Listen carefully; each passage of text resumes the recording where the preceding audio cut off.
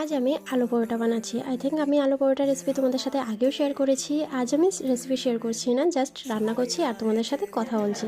আমি আমার নিজের হাতের রান্না অনেক পছন্দ করি। নিজে রান্না করব, নিজের ইচ্ছে মতো রান্না করব আর নিজের ইচ্ছে মতো খাবো। এই জিনিসটা আমি খুবই এনজয় করি আমার লাইফে।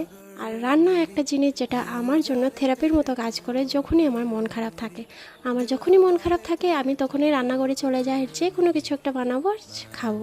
হ্যাঁ, এমন একটা সময় ছিল আমার লাইফে যখন আমি রান্না করাটা একদমই পছন্দ করতাম না, বিরক্তিকর লাগতো। কিন্তু এখন সময় পাল্টে গেছে। এখন আমি রান্না করা, যে কোনো ধরনের কাজ করা, ড্রয়িং করা আর ডায়েরি লেখা, এই চারটে জিনিস আমার লাইফে অ্যাড করে নিয়েছি।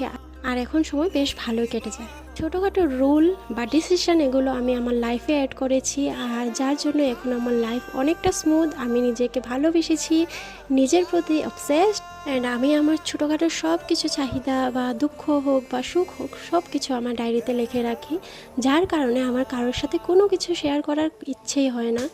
আমি মনে করি কারোর সাথে কোনো কিছু শেয়ার করার থেকে নিজের মনের মধ্যে গুটিয়ে রাখা অনেক ভালো।